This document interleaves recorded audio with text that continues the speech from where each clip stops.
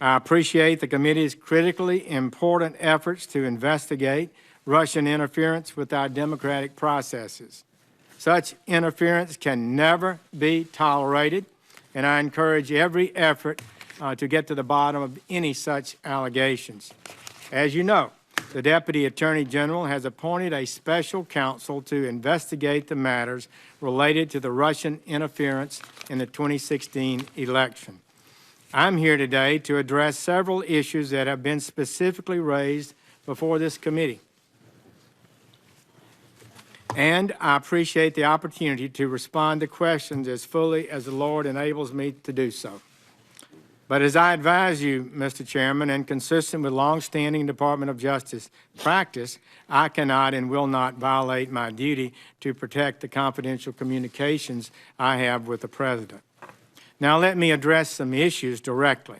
I did not have any private meetings, nor do I recall any conversations with any Russian officials at the Mayflower Hotel. I did not attend any meetings at that event separate.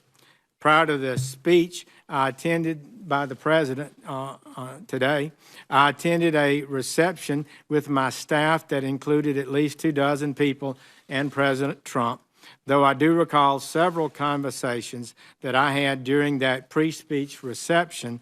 I do not have any recollection of meeting or talking to the Russian ambassador or any other Russian officials. If any brief interaction occurred in passing with the Russian ambassador during that reception, I do not remember it. After the speech, I was interviewed by the news media. There was an area for that in a different room, and then I left the hotel. But whether I ever attended a reception where the Russian ambassador was also present is entirely beside the point of this investigation into Russian interference in the 2016 campaign. Let me state this clearly, colleagues.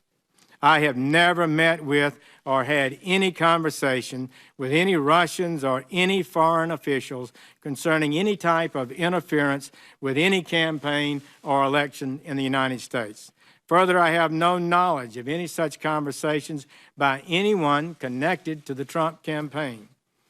I was your colleague in this body for 20 years, at least some of you, and and the suggestion that I participated in any collusion, that I was aware of any collusion with the Russian government to hurt this country, which I have served with honor for 35 years, or to undermine the integrity of our democratic process is an appalling and detestable lie.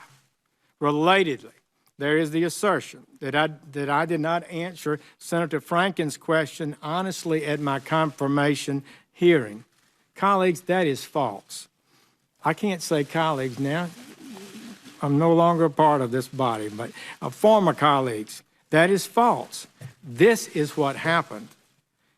Senator Franken asked me a rambling question after some 6 hours of testimony that included dramatic new allegations that the United States intelligence community, the U.S. intelligence community, had advised President-elect Trump, quote, that there was a continuing exchange of information during the campaign between Trump's surrogates and intermediaries for the Russian government, close quote. I was taken aback by that explosive allegation, which he said was being reported as breaking news that very day, and which I had not heard. I wanted to refute that immediately. Any suggestion that I was part of such an activity, I replied to Senator Franken this way, quote, Senator Franken, I'm not aware of any of those activities. I have been called a surrogate a time or two in that campaign, and I did not have communications with the Russians, and I'm unable to comment on it. Close quote. That was the context in which I was asked the question, and in that context, my answer was a fair and correct response to the charge as I understood it. I was responding to this allegation that we had met, surrogates had been meeting with the Russians on a regular basis. It simply did not occur to me to go further than the context of the question and to list any conversations that I may have had with Russians in routine situations, as I had many routine meetings with other foreign officials. So please hear me now. And it was only in March, after my confirmation hearing, that a reporter asked my spokesperson whether I had ever met with any Russian officials. This was the first time that question had squarely been posed to me. On the same day, we provided that reporter with the information related to the meeting that I and my staff had held in my Senate office with Ambassador Kislyak, as well as the brief encounter in July after a speech that I had given during the convention in Cleveland, Ohio. I also provided the reporter with a list of 25 foreign ambassador meetings that I'd had during 2016. In addition, I provided supplemental testimony to the Senate Judiciary Committee to explain this event. So I readily acknowledge these two meetings, and certainly not one thing happened that was improper in any one of those meetings. Let me also explain clearly the circumstances of my recusal from the investigation into the Russian interference with the 2016 election. Please, colleagues, hear me on this. I was sworn in as Attorney General on Thursday, February 9th. The very next day, as I had promised to the Judiciary Committee I would do, at least at an early date, I met with career department officials, including a senior ethics official, to discuss some things publicly reported in the press that might have some bearing on whether or not I should recuse myself in this case. From that point, February 10th, until I announced my formal recusal on March 2nd, I was never briefed on any investigative details, did not access any information about the investigation. I received only the limited information that the department's career officials determined was necessary for me to form and make a recusal decision.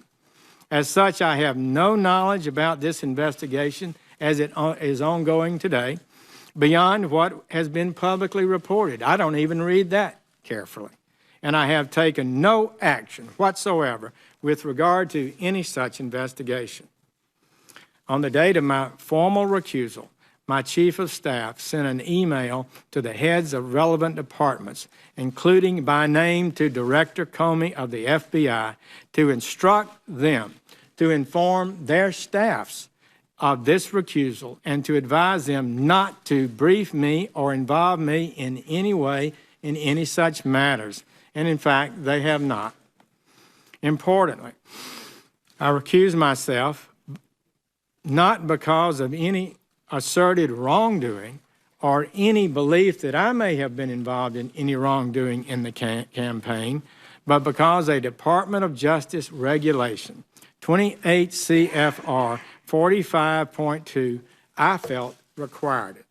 That regulation states in effect that department employees should not participate in investigations of a campaign if they served as a campaign advisor.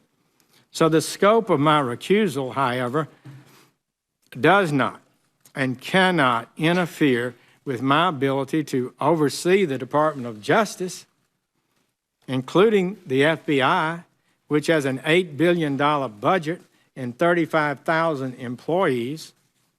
I presented to the President my concerns and those of Deputy Attorney General Rod Rosenstein about the ongoing leadership issues at the FBI, as stated in my letter recommending the removal of Mr. Comey, along with the Deputy Attorney General's memorandum on that issue, which have been released publicly by the White House. Those represent a clear statement of my views. I adopted Deputy Attorney General Rosenstein's points that he made in his memorandum and made my recommendation. It is absurd, frankly, to suggest that a recusal from a single specific investigation would render the Attorney General unable to manage the leadership of the various Department of Justice law enforcement components that conduct thousands of investigations. Finally, during his testimony, Mr. Comey discussed a conversation that he and I had about the meeting Mr. Comey had with the president. I'm happy to share with the committee my recollection of that conversation that I had with Mr. Comey. Following a routine morning threat briefing, Mr. Comey spoke to me and my chief of staff.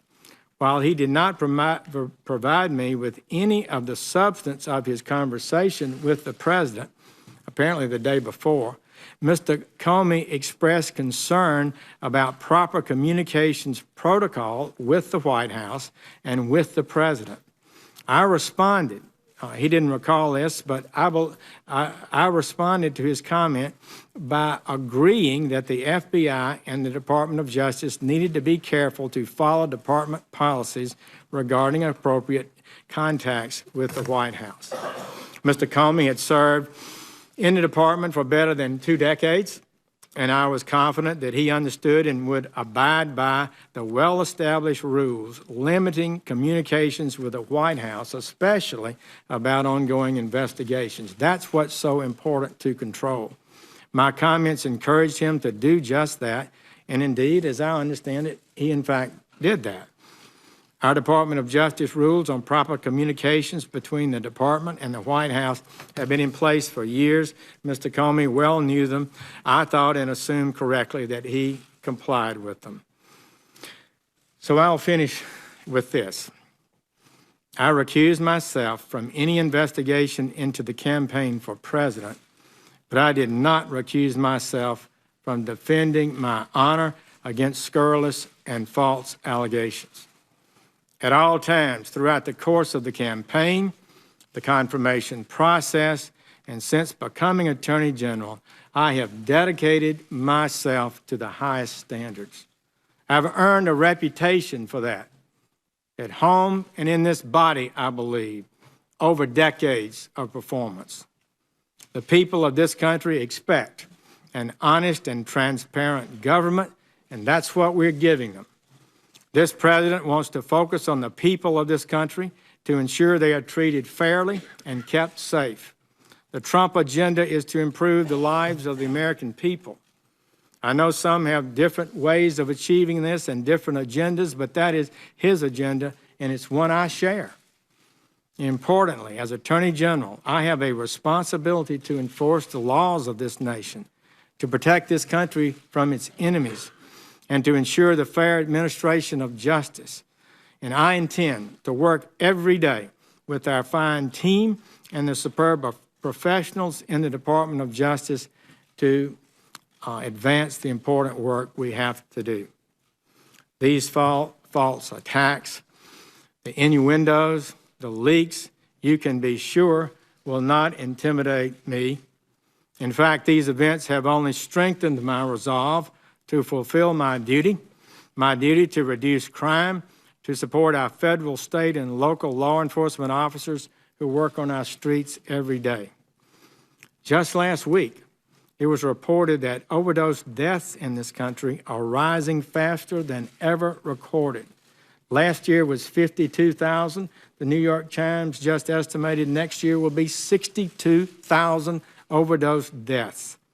The murder rate is up over 10%, the largest increase since 1968.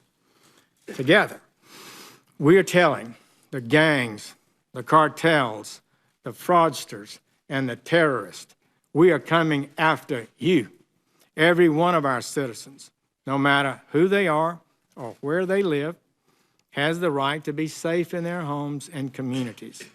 And I will not be deterred. I will not allow this great department to be deterred from its vital mission.